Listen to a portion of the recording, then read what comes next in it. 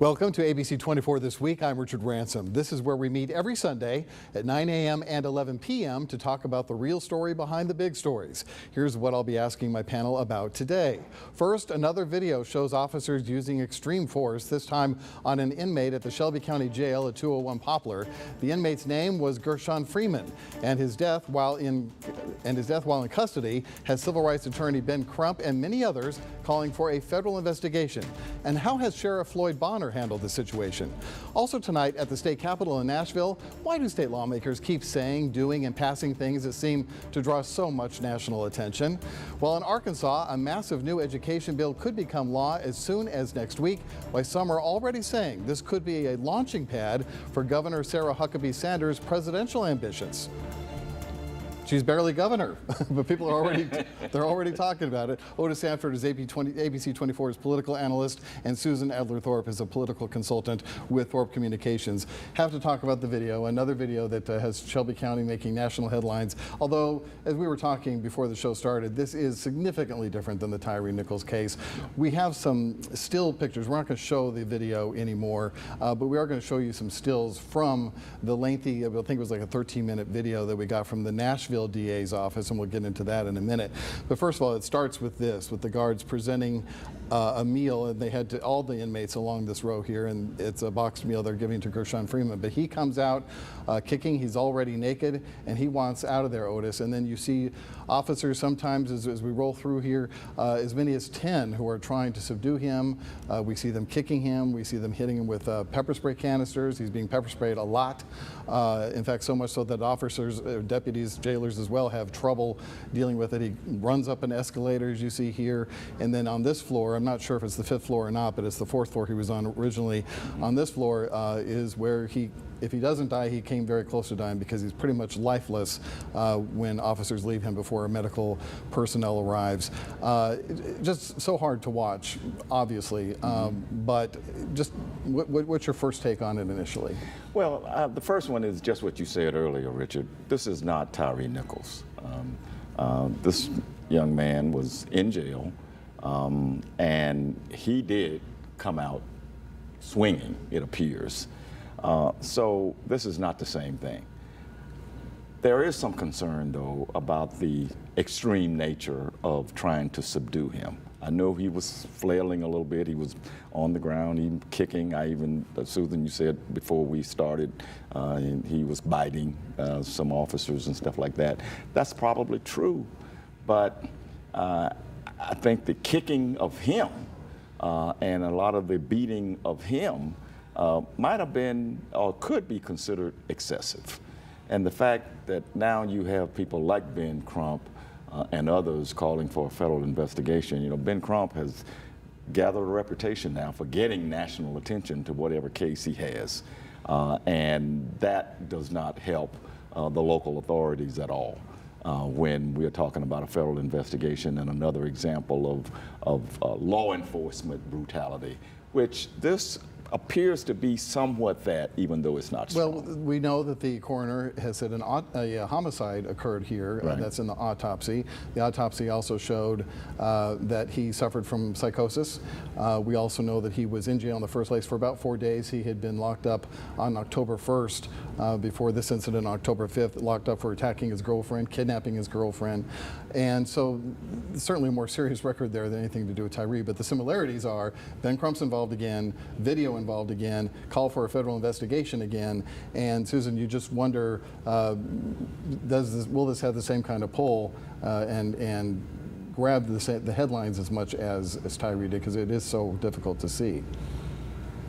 Optically, it's very difficult to see because all of us live kind of, we're insulated from this kind of stuff that goes on at the Shelby County Jail. And a couple of things I want to say. No, I don't think it's going to have the kind of impact that the Tyree Nichols case has. Tyree Nichols was driving home at night, going to his mother's house, minding his own business, basically. This man was in jail for attacking someone, charged with attacking, kidnapping.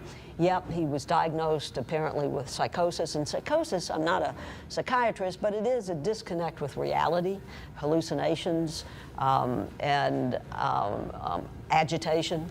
And he clearly was naked when he came out of his cell, and the fight ensued. So, you know, say, will it have the impact nationally that Tyree Nichols?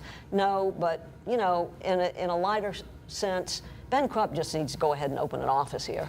I mean, come on. He ought to make Memphis buy a house and make it part of his home. No, I don't think so. I think he will make every attempt, but I don't think so. I think there's more to this case, too. And you know, you look at the sheriff's deputies, and I want to say something. I'm not an apologist for sheriff's deputies, but they have, in my opinion, first of all, I want to thank anybody who wants to be a sheriff's deputy for working in that jail, but they have the worst job on the county payroll. I mean, they spend 8 hours a day overseeing people who are in jail. Probably, my best guess is a third of the people in jail have some kind of mental health issue. And it's a mental health, we're expecting these jailers to be mental health specialists. It is the worst job. They get spit on, they get urinated on, they have feces thrown at them. It is not a pleasant job. And when this happens, and all of a sudden we see this because the DA in Nashville released it, it's shocking to us. Yeah. Was it, did they over-brutalize this man? I don't know. It didn't look good. And the TBI, I guess, eventually will let us know. It's a horrible case. It's a sad case. The man came in with difficulty and he left dead. I don't know the resolve to it, but going back to your question, I don't think it's going to be a Tyree Nichols case, but it will keep us in the national news, and Memphis has got to figure out a way to do better. Well, the one point that you raised, Susan, that I want to add to, and it's the fact that, yeah, there are some inmates in there who have mental issues. The question I have is, how much information did these jailers have about Mr. Freeman? Did they know he suffered from psychosis? Did they know that he probably had some propensity for violence? I don't know that they did know this. Maybe they should have known it. I'm not blaming them for not knowing it if they didn't. But I think the way the way I saw it, they were trying to give him food just like they were giving everybody else. And so they didn't take any precautions themselves to guard against some kind of action or reaction by Mr. Freeman as they opened the cell door. Maybe there should have been a little bit more carefulness about that. Well, one other thing, I think that we have to point out that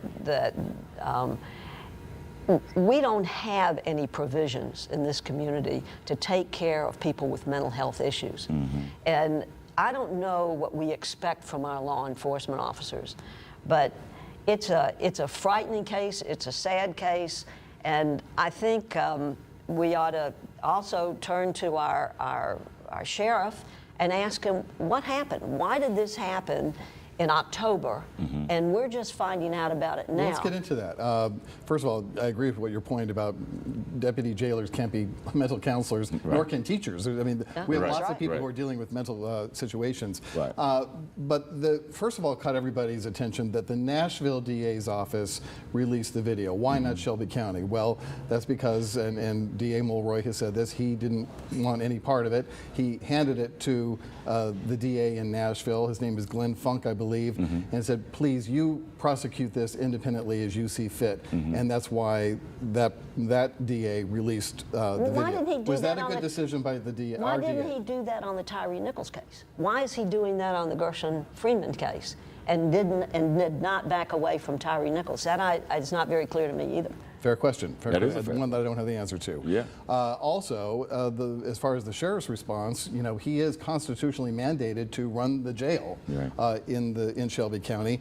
We did ask him for a comment after the video was released, and he basically took an attitude. I think we have the comment on a full screen there, where he said it was basically the video is out of context in the way that it was released. He said, according to the medical examiner, Mr. Gershon Freeman suffered from psychosis and cardiovascular disease and died of a heart attack while being restrained. And then the sheriff goes on to say that it is unfortunate that parts of the video are being shown out of context because the full video does show the erratic and violent behavior that led to the need to restrain Mr. Freeman. So I'm guessing because unlike the case of his deputies being at the scene of Tyree Nichols, He didn't have to ask anyone for special privilege to see this video. He's had it since October when this incident happened. It is now March, and nothing has happened to the jailers involved. So I'm guessing that it's been his determination there's not even the slightest bit of disciplinary action that's required against any of these jailers. Oh, I don't know about. I don't think so. But the problem is he has not really clearly stated that to us. And you know, I don't want to be accused, like I have in the past, of being overly critical of the sheriff on some things. But I think issuing that statement is not enough. He should have been out in front of some cameras. You know, as a sidelight, he's running for mayor. So we need important sidelight, by the way. Right. And we need to hear from him a lot more and not rely on a statement that says everything's out of context and then says these officers deserve a fair review. That's not enough. Come out and tell us what the context is and why you made the decisions that you did do. Say it in front of the camera, say it in front of reporters, say it in front of the public so people can really understand where you're And how coming much time from. do you need for a fair review? We're 5 months. Well, right. Since Well, that incident took place. that's going to be a question until he answers it. I want to make one quick point about the coroner's report. I did read the coroner's report, and a coroner can only rule on 3 causes of death, it's my understanding: suicide, homicide, and natural causes. And it clearly was not a suicide, and the natural causes is questionable because of the beating. So the coroner wrote that he had cardiac issues, which were exacerbated by the beating. But the coroner also said this is not to be interpreted that there's criminal act involved. Yeah. So there's a lot of gray area in this we don't know about. But I think I agree with Otis, if Sheriff Bonner would come out and explain some of this, it would put a lot of questions to rest. Right. And Mr. Crump won't have the opportunity to stir up and get people excited, which you said, which he's apt to do. Because Mr. Crump is controlling the narrative right now. Yes, he is. That's right. And the sheriff needs to take the narrative back. He's the sheriff. Well, in the statement from Crump after the video was released, he said he commended the Shelby County DA and the Nashville DAs for their transparency, and he was certain the charges would be filed. Well, I'm not so Well, sure I don't know about that. I'm not so sure that D.A. Mulroy, who I really respect the way he handled the Tyree Nichols case, I'm not so sure he's transparent on this one. Why did he not? He just handed it over to the Nashville DA and with no comment. Why did he do that? And we elected him to handle these cases. Why back away from it? And it's got to be more than the fact that I'm told he's friends with the lawyer who represents the Freeman family. Well, I'm also told that doesn't have a whole lot to do with it. there's plenty of bad blood between D.A. Mulroy and the sheriff. They don't like each other, I'm told. And I wonder if that had a role as well. I don't know the extent of that, but it wouldn't be the first time 2 public officials didn't like each other. Though Not at this time. All right, we're going to take a break. We want to talk about, speaking of public officials who are not popular these days, we're going to talk about some lawmakers in Nashville who are raising some eyebrows right after this.